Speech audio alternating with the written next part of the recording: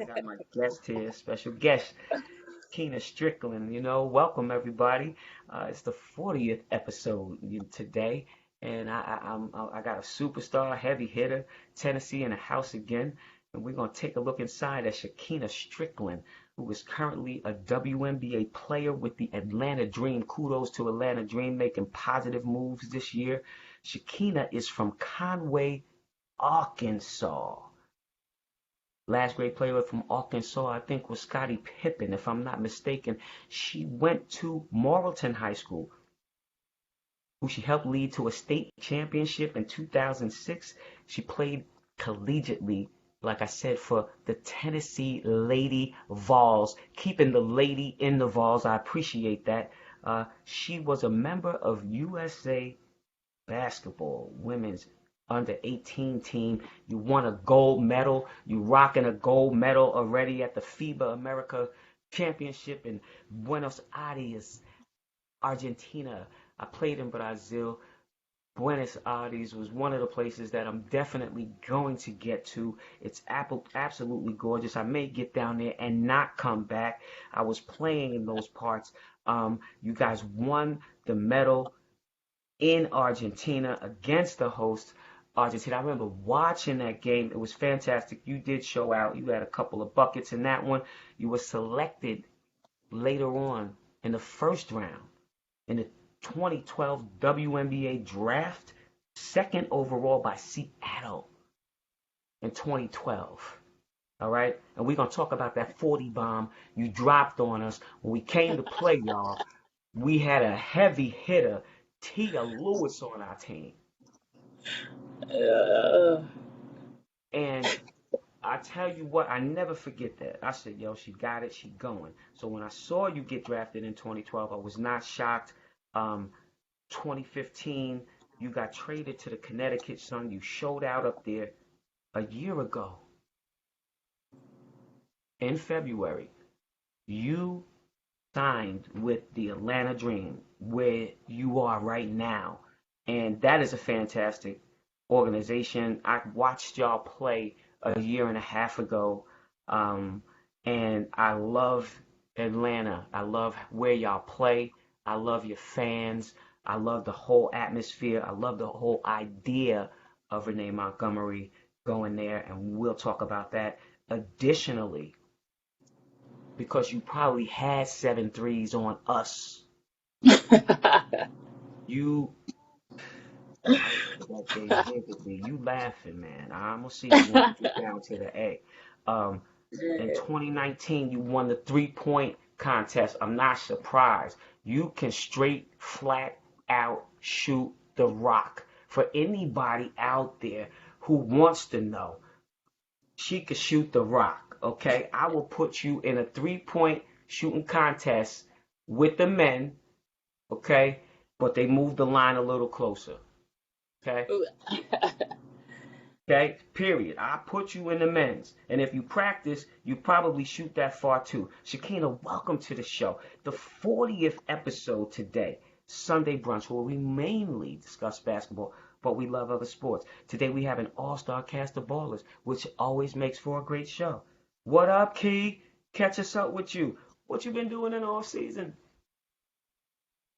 Honestly, been working on me, working on myself, for basketball and for life. Just working, get myself in better healthy, and working out, trying to build my muscle and everything, and just spending time with family. In this league, we play all year round. Miss a lot of years with my family, and just also getting to spend time being with my girlfriend. So things just been great, living life. Yo, you smiled on that one. I ain't mad at you on that one, partner, but I'm gonna tell you this right now. Love on your family. Love on your family. We got this COVID-19, which idealistically changes the whole outscope and the whole outlook for how your season went last season. And so, I know I'm here with my mommy and my daddy where I belong. And it's nothing better than having family. I've lost a lot of family. Uh, one very significant and dear to my heart, my Aunt Roz, and so, like, I understand, and so embrace that, cause pretty soon your butt gonna be going back to the A on April 25th, going down there to training camp. So, and I might have even barked out the wrong day, but I think that is, and the draft is on the 15th. So when you say that you were getting in shape, what kind of things? Cause there's some little kids gonna be out here listening. What type? Take a kid through your workout, like when you're shooting, or what type of running do you do? Especially with the shooting, I was working this guy, getting my ball handling back right. That's something that had fell off, and working with drills with that. But mostly, man, my shooting drills, I just everything. I just don't like missing two in a row. That's something that I'm really big on when I'm doing my shooting drills. If I miss two in a row, I'm starting the whole drill over. I do not. So that I think that's really have helped me in my game, to be more consistent in my shooting. And then my running games a lot. Um, I do a lot of cardio, a lot of elliptical, especially when my knees are aching or something. But I try to get outside because I'm not the one. I don't like running on treadmill because I don't like running in the same spot. But I like to just get outside and run and Yeah, absolutely. And I agree with you with that whole thing with the treadmill. The treadmill, I see these kids right now, and see, we didn't have the camera like y'all do right now.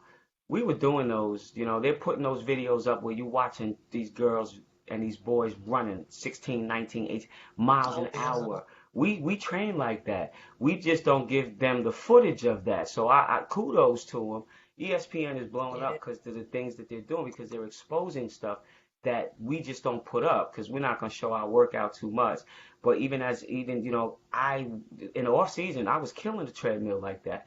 The one thing about it is that the treadmill really does tighten your hamstrings up, especially man. if you run on an incline. It locks you, so you have to, like, as an athlete, and we'll put it out there. I appreciate you saying that because I'm glad that I'm not the only person who experienced that. So I'm gonna I give you a don't hand like it. clap on that one right there, sis.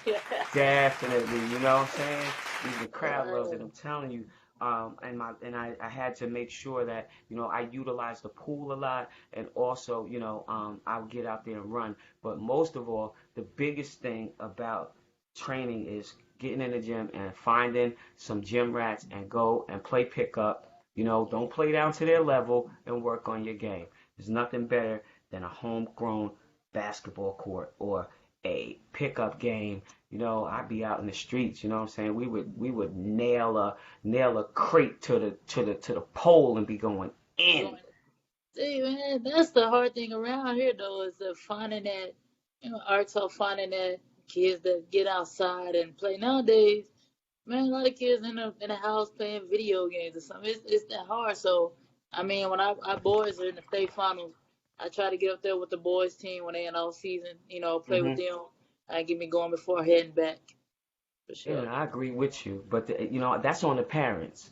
That's on the parents, Yeah. and the parents right now in my generation, and I just want to, go slap your face. Stop it. Get these kids up out of there.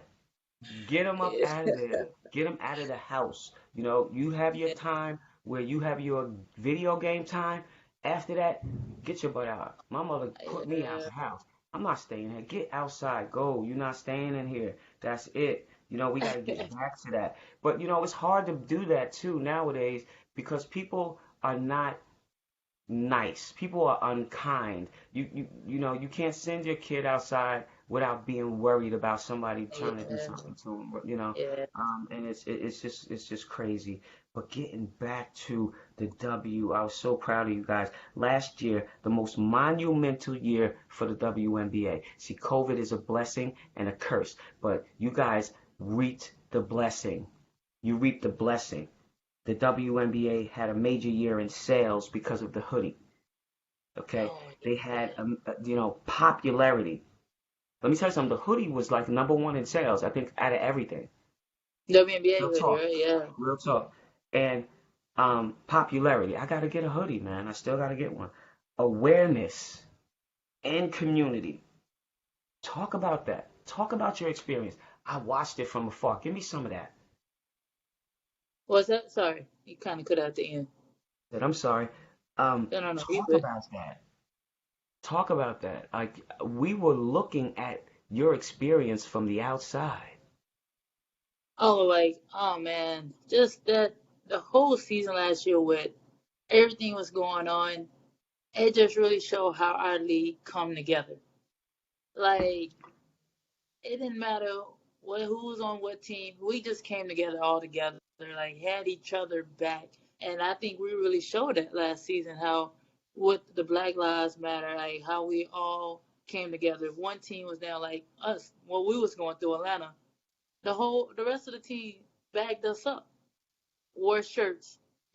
Like it just brought us all together. Then man, and just seeing the emotion, and just we putting out there, you know, showing to the fans, our fans, shows me how much we really care about our community and what's going on around us.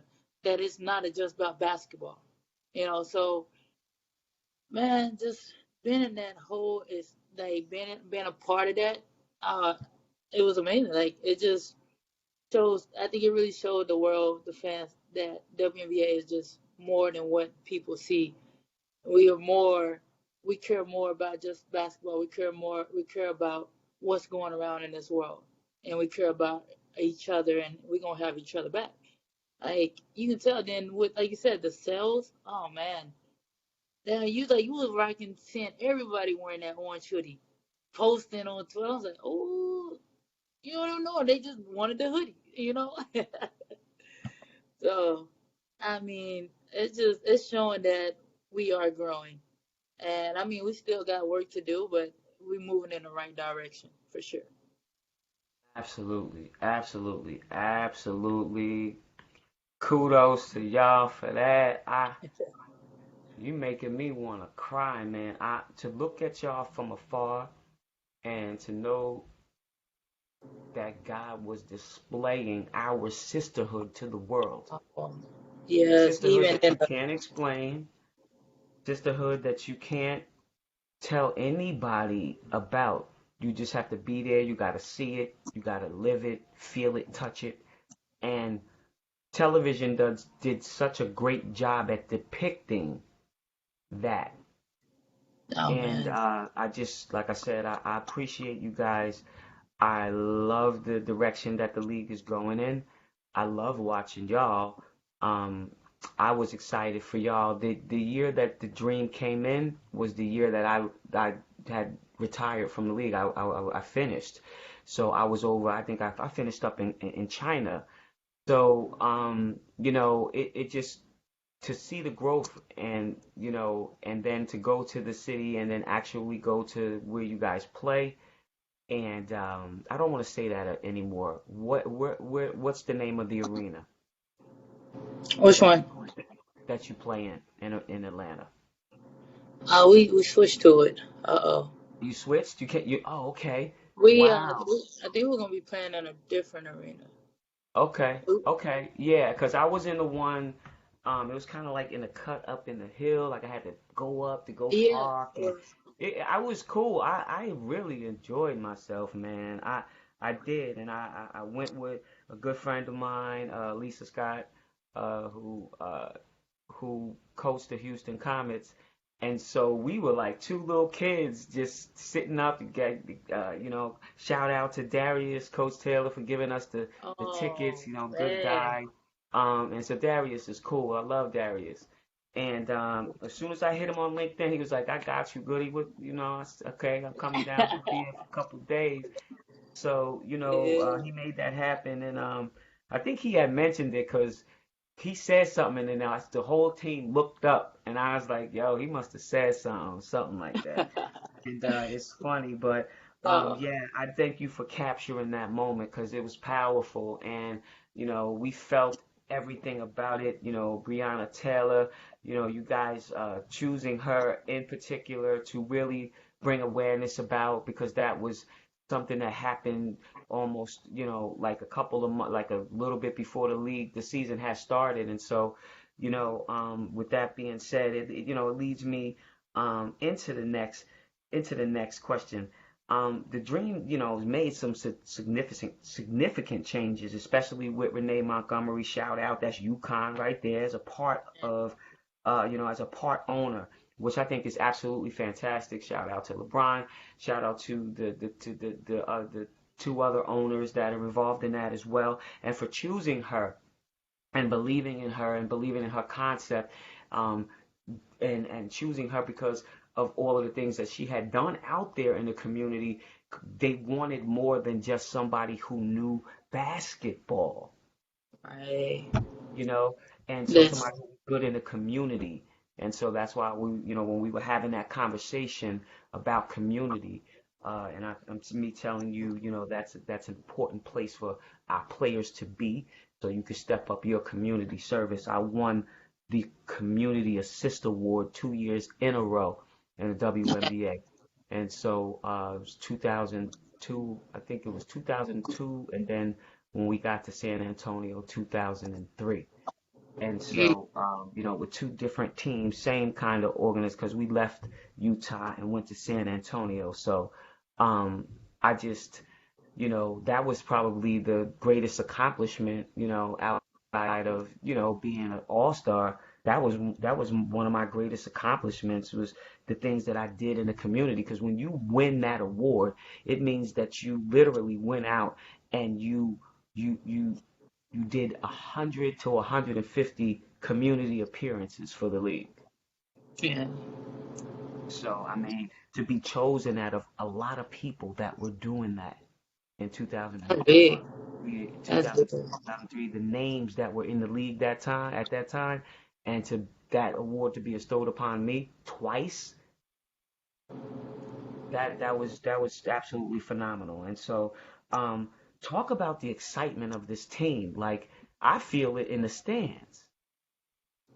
Oh man, we done brought in a lot of new pieces, and man, from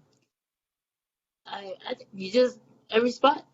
Honestly, is I think we're gonna have an exciting team. You got playmakers, you got shooters, you got the post game. I think the biggest thing, since it's new, I think Hmm. maybe 4 or 5 of us from last season, and we barely got know each other because of the Hmm. bubble, and like someone missed half of the season last season before because of COVID, and I think the main thing in training camp is us playing and getting to know each other, building that chemistry. It's big. I feel like that is gonna be the main thing with totally new pieces and new players. Building that chemistry, starting in training camp, going at each other. I think that's gonna be the biggest part for sure. Getting to know each other and building that bond. So hey, we have each other on the court, off the court, or we know how each other play. I think that's gonna be the main thing because I think the talent, the pieces are there, and I think just us being able to play with each other and building that chemistry for sure. Tell you what, you're listening to a WNBA State of Mind. I got my girl here, Shekinna Stricklen, okay? Former Lady Vol for Tennessee, okay? Now currently playing with the Atlanta Dream for anybody who's just chiming in, okay? Listen to that name again, Shekinna Stricklen. You hear me? Straight shooter, dead eye, dropping bombs from outside. Okay, you will see that this year. Let me refresh people's memory about the players that were in Atlanta last year. Maybe some of them have shifted. We don't know. Draft's getting ready to come. A lot of stuff is getting ready to happen. But check out the names other than Shekinna Stricklen. Chennedy Carter. Yeah. And we're going to come back to that. Yeah. Oh You're going to yeah. hear that name. You gonna hear that name a lot. Wow. Tiffany Hayes. Yeah. Tiff, and we missed the last Kalani season. Brown. Oof. Kalani. D Brown's baby. That's his Yeah. seed. He was my coach in San Antonio. First blindfolded dunk, Boston Celtics. Anybody need to know? That's his baby, Kalani Brown. Ooh. Cheyenne Parker. Oh, beast mode. Big E, Erica Williams. Jatori Walker, Kimbrough. Shooters. Others.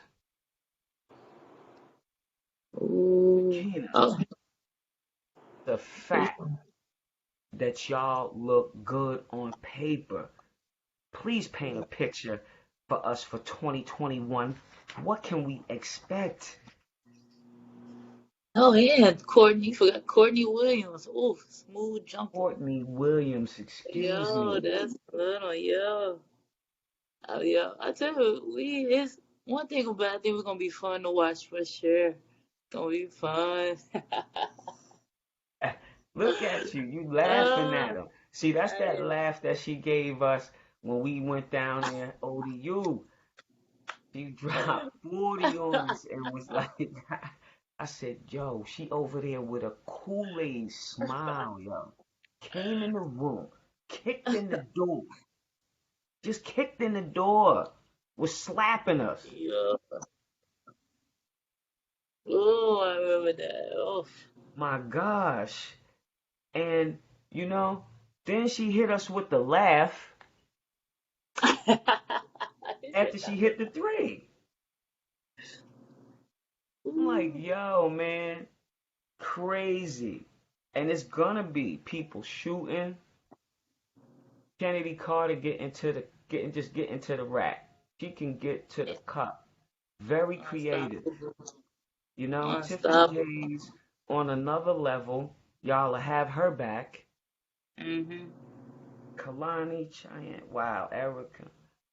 It's just y'all got a really nice team for the future. And I think that Renee knows that she has that, you know, and to inherit a team like y'all, your future is bright. I hope that they keep y'all together, and allow you guys to grow. That's what championship teams are like. You can model after the Houston Comets and keeping people together and not shifting people around. They won it and they did it 4 years just for 4 years. They have 4 championships. But I could tell you what, the Utah Stars dethroned them. That was the greatest moment in my career when we took the Comets out of the playoffs. You know, we were so tired after that. After that, it was a dog fight. Right. It was a dog fight. You know, the disadvantage of the playoffs is that if you are if you're the team that has the better record, you got to play the first game away. That's how we had it. Okay, so they came to us. We stole. You know what I'm saying? Then we went to Houston, stole. You know, and then they beat us, and then we won, and then we won. So we went 4 games. You know, and it's because we got them, but we beat them. We handled them 2 games in a row, yo. It was crazy. And me and Cheryl cool like that. Literally, after the game, I went and spent the night over at her house, and JJ slept with me that night because he was crying. Boy, get over here, come sleep. And I did. I spent the night. We stayed up all night. I said, "Oh, y'all got tactics. Y'all think we gonna play pool all night and I ain't gonna be ready for you tomorrow, Yeah. huh?" You ready? Marie Ferdinand. That's all I'm gonna say. Marie Ferdinand. Another killer. Man, I know this is LSU. something like when I got drafted to Seattle, and because I got to play with Tina my rookie year, Thompson. Man, that was I think that when I went to there, I had so many vets. I learned so much. I had Tina and Katie Smith, you know, Sue and Lauren Jackson, then Tamika Johnson, Nicole. Man, Wow. I was, yeah. Starstruck. Tanisha Wright. Like I was just like, man, I took that all in for sure. Man. Listen, I'm glad you said that. You took it all in because a Yes. lot of times y'all young heads will be around people and you won't take advantage of it. And so I Uh, appreciate you saying that because it's very important.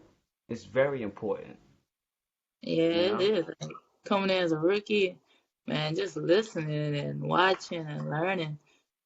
And it's hard nowadays, though. You got a lot of them coming in just like they know it all, know everything, and boy.